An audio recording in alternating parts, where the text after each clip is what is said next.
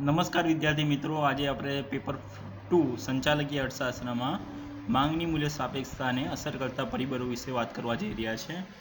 તો માંગની મૂલ્ય સાપેક્ષતા એના વિશે આપણે પહેલાં સમજી ગયા છે કે માંગમાં કિંમતમાં ટકાવારી ફેરફારના કારણે માંગમાં કેટલા થતો ટકાવારી ફેરફાર એ બંને વચ્ચેનો સંબંધ જે ટકાવારીમાં પ્રમાણમાં જે દર્શાવે છે એ માંગની મૂલ્ય સાપેક્ષતા છે. બરાબર, એના પ્રકાર પણ આપણે જોઈ રહ્યા છે. તો કયા કયા છે? સંપૂર્ણ મૂલ્ય સાપેક્ષ માંગ છે, સંપૂર્ણ મૂલ્ય અનપેક્ષ છે, સપ્રમાણ છે, મૂલ્ય સાપેક્ષ ને મૂલ્ય અનપેક્ષ.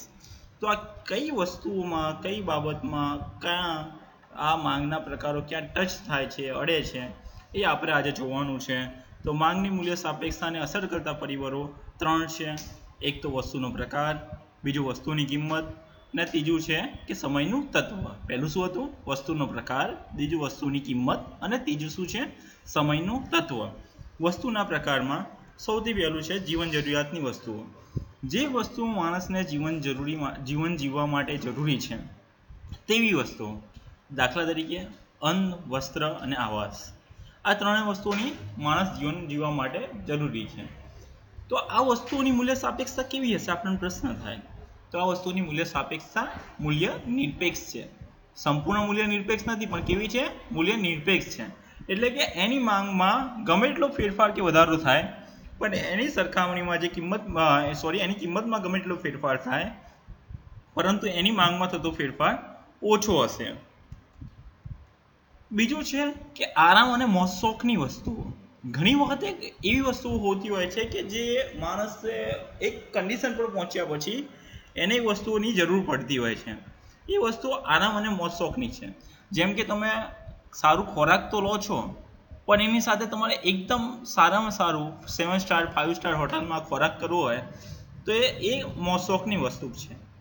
તમે પંખા નીચે ઊંઘી તો જાઓ છો, તો એ તમારી જીવન જરૂરિયાત છે. પણ તમારે એસીમાં ઊંઘવું છે તો એ મોજશોખ છે. તમે એમ સામાન્ય ઘરમાં રહો છો તો એ તમારી જીવન જરૂરિયાત છે. તમારે એકદમ સારામાં સારું 3 BHK ફ્લેટમાં કે પછી એકદમ સારામાં સારા રિસોર્ટમાં રહેવું હોય તો એ તમારી મોજશોખ છે. તો આ જે મોજશોખની વસ્તુઓ છે એમની મૂલ્ય સાપેક્ષતા કેવી હોય છે? તો મૂલ્ય સાપેક્ષ માંગ હોય છે. એની માંગની મૂલ્ય સાપેક્ષતા કેવી હોય છે? મૂલ્ય સાપેક્ષ હોય છે. એટલે કે વસ્તુની કિંમતમાં ગમે તેટલો ફેરફાર થાય, પણ તેની માંગમાં એટલો બધો ફેરફાર થતો નથી. ત્રીજો વસ્તુનો પ્રકાર છે તે અવેજી વસ્તુઓ. અવેજી વસ્તુ ક્યારે કહીશું આપણે? ઇંગ્લિશમાં આપણે એને સબસ્ટિટ્યુટ ગુડ્સ કે આઇટમ કહીએ છીએ આપણે, બરાબર? તો આ અવેજી વસ્તુ ક્યારે છે? જસ્ટ એક્ઝામ્પલ, ચા અને કોફી. એક માણસ ચા પણ પી શકે છે, કોફી પણ પી શકે છે, પણ એ ચાની માંગ ક્યારે કરશે અને કોફીની માંગ ક્યારે કરશે એના પર બધા અલગ અલગ પરિબળો છે. પણ આપણે જ્યારે કિંમત મૂલ્ય સાપેક્ષતાની વાત કરીએ છીએ ત્યારે વસ્તુ છે કે ભાઈ વસ્તુની કિંમતમાં ફેરફાર થવાથી બી વસ્તુની માંગમાં કેવો ફેરફાર થાય એ મૂલ્ય સાપેક્ષતા નક્કી કરે છે. જો વસ્તુઓ નજીકની અવેજીની છે, એકદમ નજીકની અવેજીની છે, જસ્ટ એક્ઝામ્પલ કે ચા અને કોફી છે, તો એ એકદમ નજીકની અવેજી છે, તો ચાની કિંમત એકદમ વધી જાય. પહેલા 5 રૂપિયા મળતી હોય ને 10 રૂપિયા મળે, તો પછી એને કોફીની કિંમત પહેલા 10 રૂપિયા હતી ને અત્યારે પણ 10 રૂપિયા રહે, તો વ્યક્તિ શું પીશે? ચા નહીં પીવે, કોફી પીશે. એટલે જ્યારે વસ્તુ એકદમ નજીકની છે ત્યારે તેની મૂલ્ય સાપેક્ષતા વધુ હોય છે, જ્યારે દૂરની છે ત્યારે એની મૂલ્ય સાપેક્ષતા ઓછી હોય છે. ઠીક છે? એટલે દૂરની અવેજી છે. તો અનેક ઉપયોગ વસ્તુઓ. ઘણી વસ્તુઓ એવી છે જેના અનેક ઉપયોગ હોય છે. આવી વસ્તુની મૂલ્ય સાપેક્ષતા કેવી હશે? જસ્ટ એક્ઝામ્પલ લઈ લઈએ કે ભાઈ આપણે જમીન છે, જમીનનો એક ટુકડો છે, જમીનના ટુકડા પર શું થાય? તો એ ખેતી પણ થાય, ઇન્ડસ્ટ્રી પણ થાય, બીજું જે કરવું હોય થાય, બરાબર? એક શાળા પણ ખોલી શકાય, કોલેજ પણ ખોલી શકાય. તો આ બધો એના વિકલ્પો છે, અનેક ઉપયોગો છે. તો જે વસ્તુના ઉપયોગો વધારે, જે વસ્તુનો વધારે પડતા ઉપયોગ થવાનો હોય એની મૂલ્ય સાપેક્ષતા વધુ હોય, એટલે કે મૂલ્ય નિરપેક્ષ હોય. પૂરક વસ્તુઓ. જેમ આપણે અવેજી વસ્તુની વાત કરી એમ એક બીજો તત્વ છે પૂરક વસ્તુઓ. પૂરક વસ્તુ શું છે કે ભાઈ આપણે જ્યારે પેટ્રોલ અને 4 વ્હીલની વાત કરતા હોઈએ તો પેટ્રોલ કોના પર ડિપેન્ડ રાખે છે? 4 વ્હીલની માંગ પર. પેટ્રોલના ભાવ ઘટતા વધતા ફોર વ્હીલની માંગ પણ ઘટી વધી શકે છે, બરાબર. તો એ એકબીજાની પૂરક વસ્તુઓ છે. હવે ચા અને ખાંડ, બરાબર, તમારે ચા પીવી છે તો એનામાં ખાંડ તો નાખવી જ પડશે. તો એ કેવી છે? એકબીજાની પૂરક વસ્તુઓ છે. તો અહીંયા પણ એ જ વસ્તુ છે કે જ્યારે પૂરક વસ્તુઓની જે કિંમત છે એમાં એ ઘટે તો મૂળ વસ્તુની માંગ પણ ઘટે. પૂરક વસ્તુ ખાંડની કિંમત ઘટે તો શું થાય? ચાની કિંમત ઘટે, બરાબર. તો આ વસ્તુ છે. તો એની મૂલ્ય સાપેક્ષતા કેવી હોય? પૂરક વસ્તુની કિંમત ઘટતા એની સામેની વસ્તુની મૂલ્ય સાપેક્ષ હોય, બરાબર. બીજું છે રિવાજી વસ્તુઓ. રિવાજી વસ્તુ એટલે આપણે લગ્ન પ્રસંગે જે જોઈએ, બરાબર, છોકરીને અમુક લોકો દાગીના જે આપે છે કન્યાને, એ છોકરા માટે જે આપણે જાન લઈને જઈએ તો ભાઈ જાન લઈને જઈએ તો વરઘોડો કાઢવાનો હોય એ, કે પછી એના માટે બસ જે જાનૈયાઓ પોતાની સાથે જે જાન લઈને જાય એના માટે એને વ્હીકલ જોઈએ, તો બસ કે પછી એને જે પણ વ્હીકલ કર્યું એ. તો આ બધી રિવાજી જે વસ્તુઓ જે છે એ વસ્તુઓની કિંમત ગમે એટલી વધી છે પણ એની માંગ તો યથાવત રહેવાની જ છે. એટલે એની મૂલ્ય સાપેક્ષતા પણ કેવી છે? મૂલ્ય અનપેક્ષ છે. બીજી એક વસ્તુ કે ટકાઉ વસ્તુ.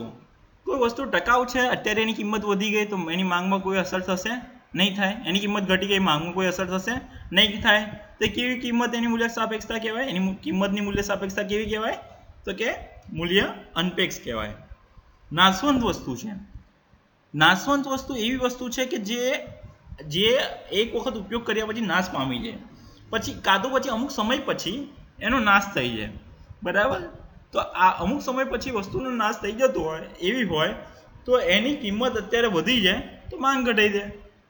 એની કિંમત ઘટી જાય તો માંગ અત્યારની સ્થિતિએ એટલી ના વધે, બરાબર. એની પણ મૂલ્ય સાપેક્ષતા કેવી છે? તો કે મૂલ્ય અનપેક્ષ છે. આ હતા વસ્તુના પ્રકારો જે માંગની મૂલ્ય સાપેક્ષતાને અસર કરે છે. જીવન જરૂરિયાત વસ્તુઓ કેવી મૂલ્ય સાપેક્ષતા? મૂલ્ય અનપેક્ષ. આરામ ને મોજ શોખની વસ્તુઓ મૂલ્ય સાપેક્ષતા કેવી? તો કે મૂલ્ય સાપેક્ષ. પછી અવેજી ચીજ વસ્તુઓ તો કે નજીકની હોય તો મૂલ્ય સાપેક્ષ, દૂરની હોય તો મૂલ્ય અનપેક્ષ, બરાબર. ઓછી મૂલ્ય સાપેક્ષ, મૂલ્ય અનપેક્ષ નથી હોતી પણ એની મૂલ્ય સાપેક્ષતા ઓછી હોય છે. સાપેક્ષ તો હોય જ, મૂલ્ય સાપેક્ષ હોય પણ મૂલ્ય સાપેક્ષતા ઓછી હોય. અનેક ઉપયોગી વાળી વસ્તુઓ તો કે મૂલ્ય સાપેક્ષ. પૂરક વસ્તુઓ કે મૂલ્ય સાપેક્ષ. ટકાઉ વસ્તુઓ કે મૂલ્ય સાપેક્ષ. પછી કે ભાઈ રિવાજી વસ્તુઓ મૂલ્ય અનપેક્ષ. ટકાઉ વસ્તુઓ તો કે મૂલ્ય સાપેક્ષ. નાશવંત વસ્તુઓ મૂલ્ય અનપેક્ષ. આ બધી એની મૂલ્ય સાપેક્ષતાને અસર કરતી આ વસ્તુઓનો પ્રકાર છે. બીજું છે કે વસ્તુની કિંમત. વસ્તુની કિંમત પણ મૂલ્ય સાપેક્ષતાને અસર કરે છે. જો વસ્તુની કિંમત ખૂબ જ ઊંચી હોય, ખૂબ જ વધારે હોય તો એની મૂલ્ય સાપેક્ષતા ઓછી હોય, બરાબર. જસ્ટ એક્ઝામ્પલ, હીરા કે માણેક, એની કિંમત બહુ વધારે છે, એનું મૂલ્ય ભલે વધારે હોય પણ એની મૂલ્ય સાપેક્ષતા કેવી છે? ઓછી છે, કેમ કે લોકો એની માંગ ઓછી કરે છે. બીજી બાજુ ઘણી વસ્તુ એવી છે કે જેની કિંમત બિલકુલ ઓછી છે તોય તેની મૂલ્ય સાપેક્ષ માંગ એકદમ ઓછી છે, બરાબર. અમુક વસ્તુઓની કિંમત એકદમ ઓછી છે તોય તેની મૂલ્ય સાપેક્ષતા એકદમ ઓછી છે. એનું કારણ કે એ પણ અસર કરતું પરિબળ છે, બરાબર. જસ્ટ એક્ઝામ્પલ, મીઠું લઈ લો, દિવાસળી લઈ લો, સોય લઈ લો, પોસ્ટ કાર્ડ લઈ લો, આ બધી વસ્તુઓ. પછી ત્રીજું છે સમયનું તત્વ. સમયના તત્વોને આપણે અલગ અલગ વસ્તુમાં ડિવાઈડ કરી શકીએ છીએ, એને વિભાજિત કરી શકીએ છીએ. તેમાં સૌથી પહેલા વ્યક્તિગત ટેવ. માણસની પોતાની વ્યક્તિગત ટેવ પણ મૂલ્ય સાપેક્ષતાને અસર કરે છે. માની લો કે કોઈ વ્યક્તિને સિગરેટ પીવાની આદત છે, સ્મોકિંગ કરવાની આદત છે, તો એ વસ્તુના ભાવ ગમે એટલા વધી જાય. માની લો પહેલા સિગરેટના 5 રૂપિયા ભાવ હતા તોય તે 10 સિગરેટ પીતો, તો 20 રૂપિયા થશે તોય તે 10 સિગરેટ પીશે, કેમ કે એને હેબિટ પડી ગઈ છે, એને એની કુટેવ પડી ગઈ છે, આદત પડી ગઈ છે. તો એ પણ માંગની મૂલ્ય સાપેક્ષતાને અસર કરશે. જીવન ધોરણ. જ્યારે જીવન ધોરણનો સવાલ આવે, માણસને પોતાનું જીવન ટકાવી રાખવાની વાત આવે, ત્યારે એ પોતાના જીવનને ટકાવી રાખવા માટે જે જરૂરી વસ્તુ છે એની ઊંચામાં ઊંચી કિંમત થશે તોય તે એની ખરીદી કરશે. તો એ પણ મૂલ્ય સાપેક્ષતાને અસર કરે છે. ત્યાર પછી માહિતીનો ભાવ. ઘણી વખત વ્યક્તિને માહિતી ના હોય, કે વસ્તુના ભાવ શું છે, ભવિષ્યમાં શું થવાના છે, એમાં કેવા ફેરફાર થવાના છે, હાલમાં શું છે, ટૂંકા ગાળામાં શું ફેરફાર થવાના છે. હવે કોઈ પણ એની પાસે કોઈ પણ આઈડિયા ના હોય, એને ખબર ના હોય, તો એવી કન્ડિશનમાં પણ એની મૂલ્ય સાપેક્ષતા પર એટલે આ જે વસ્તુના ભાવ છે એ પણ મૂલ્ય સાપેક્ષતા પર અસર કરે છે. ભવિષ્યની આગાહી એ પણ અસર કરે છે. કઈ રીતે? કે ભવિષ્યમાં વસ્તુની કિંમત વધવાની છે તો અત્યારે ઘટી જાય, અત્યારે ઘટવાની છે તો ભવિષ્યમાં ઘટવાની છે તો અત્યારે વધી જાય, બરાબર. એટલે એ પણ અસર કરે છે. ને પછી સમયગાળો કઈ રીતે અસર કરે છે કે ભાઈ ટૂંકો ગાળો છે તો અમુક વસ્તુઓ એવી છે કે ટૂંકા ગાળા માટે એની મૂલ્ય સાપેક્ષતા ઓછી હોય, અમુક વસ્તુ એવી છે કે જેની લાંબા ગાળે મૂલ્ય સાપેક્ષતા વધારે હોય, બરાબર. અમુક વસ્તુઓ એવી હોય કે જે ટૂંકા ગાળે સ્થિર રહે, જેની માંગ લાંબા ગાળે એની માંગ અસ્થિર થાય, બરાબર. ધારી લો કે તમે એક ઘર લઈ લીધું, ટૂંકા ગાળે એ ઘરનું તમારે કોઈ મેન્ટેનન્સ કંઈ પણ કરવાનું નહીં થાય, લાંબા ગાળે તમારે એમાં કંઈક પ્રોબ્લેમ થશે પછી તમારે એનું મેન્ટેનન્સ કરવું પડશે. એટલે મૂલ્ય સાપેક્ષતાને અસર કરતા 3 પરિબળો મુખ્ય ને એની અંદર બીજા પેટા પોઈન્ટ છે. ઓકે, આ મૂલ્ય સાપેક્ષતામાં બીજું કંઈ નહીં.